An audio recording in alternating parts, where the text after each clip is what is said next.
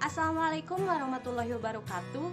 Kembali lagi bersama saya Sri Kina Zakiah, NPM 1821650552, jurusan Pendidikan Ekonomi Fakultas Keguruan dan Ilmu Pendidikan Universitas Siliwangi.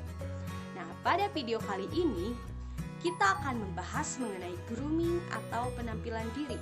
Adapun pembahasan yang akan kita bahas dalam video kali ini yaitu pengertian dari grooming, tujuan dari grooming, faktor-faktor dalam grooming, prinsip-prinsip dalam grooming, dan juga analisis penampilan diri dalam grooming.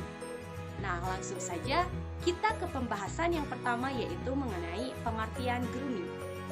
Grooming atau penampilan diri merupakan penampilan diri seseorang yang selalu terjaga dan rapi secara keseluruhan, mulai dari ujung kepala sampai dengan ujung rambut. Grooming juga merupakan tindakan seseorang yang akan selalu terjaga dan kerapihannya dengan memperhatikan beberapa cara, misalnya cara berjalan dan juga cara berpakaian. Nah, grooming atau penampilan diri seseorang merupakan bagian penting dalam kehidupan sehari-hari, sebab setiap orang pasti ingin terlihat tampilan yang menarik, bersih, dan juga rapi agar disukai orang lain. Karena dengan penampilan yang bersih, rapi, dan menarik dapat mencerminkan kepribadian yang baik dan juga mencerminkan kesan positif kepada orang lain. Nah, yang selanjutnya yaitu mengenai tujuan dari grooming. Yang pertama, tujuan dari grooming adalah berpenampilan yang baik, dapat mencerminkan kepribadian yang baik, dan juga memberikan kesan positif kepada orang lain. Nah, berpenampilan yang baik juga agar selaras dengan nilai-nilai estetika atau keindahan dan juga tata krama yang berlaku di lapisan masyarakat. Yang ketiga yaitu menyadari bahwa penampilan bukan hanya dari cara berpakaian saja, tetapi apa yang ada dalam diri kita atau pancaran yang ada dalam diri kita yang biasa disebut dengan inner beauty. Yang selanjutnya yaitu mengenai faktor-faktor dalam grooming.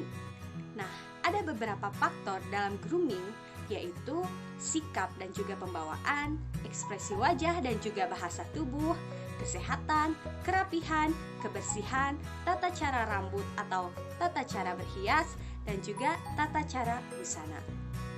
Nah, yang selanjutnya yaitu mengenai prinsip-prinsip dalam grooming.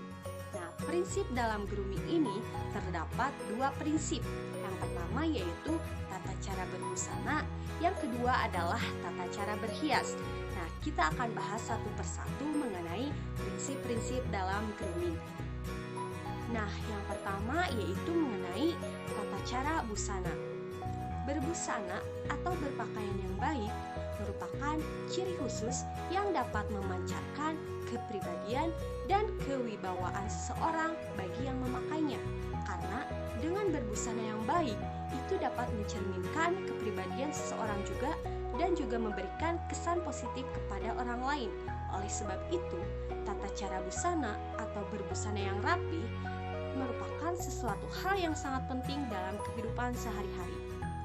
Nah, yang selanjutnya yaitu mengenai tata cara berhias. Cara berhias atau berhias harus diperhatikan dalam penampilan diri, karena dengan berhias, penampilan diri kita akan terlihat lebih menarik dan juga serasi. Nah, berhias ini bisa dimulai dengan menggunakan make up pada wajah dan juga perawatan kulit, supaya wajah kita ini tuh terlihat lebih bersih dan juga lebih fresh. Tetapi ada beberapa hal yang harus diperhatikan dalam berhias. Misalnya, dalam bermake up, kita tidak boleh berlebihan atau terlalu mencolok, dan harus disesuaikan dengan keadaan dan pembawaan diri kita masing-masing. Nah, yang terakhir yaitu mengenai analisis penampilan diri, di mana saya akan berperan sebagai seorang manajer di salah satu bank yang ada di Indonesia.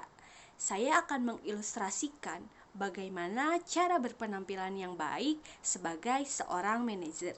Kita langsung saja kepada ilustrasi yang akan saya sampaikan. Halo, perkenalkan nama saya Srigina Zakia. Di sini saya berperan sebagai seorang manajer di salah satu bank yang ada di Indonesia. Seorang manajer perusahaan bank berpenampilan rapi dan bersih merupakan sesuatu hal yang sangat penting. Sebelum berangkat bekerja, saya bersiap-siap untuk berpenampilan serapi mungkin, mulai dari riasan wajah agar terlihat lebih fresh dan menarik saat dilihat. Saya juga memakai pakaian yang sudah sesuai dengan aturan yang ada di dalam perusahaan. Nah, sebagai seorang manajer, saya harus memberikan contoh yang baik kepada semua pegawai, terutama dalam berpenampilan. Saya juga harus menonjolkan ekspresi wajah yang ramah dan percaya diri agar disenangi oleh para karyawan dan juga pelanggan. Seorang manajer bank harus menjadi panutan untuk para karyawan, terutama dalam berpenampilan, karena penampilan merupakan salah satu aturan yang harus dipatuhi dalam pekerjaan agar dapat memberikan kesan positif kepada para karyawan dan juga pelanggan.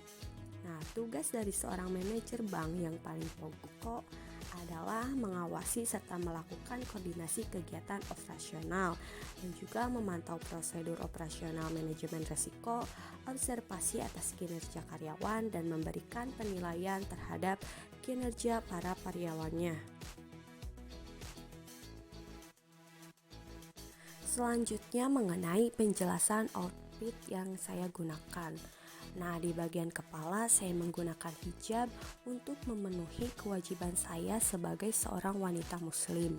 Di bagian wajah, saya menggunakan riasan make up yang natural agar terlihat lebih fresh dan juga menarik.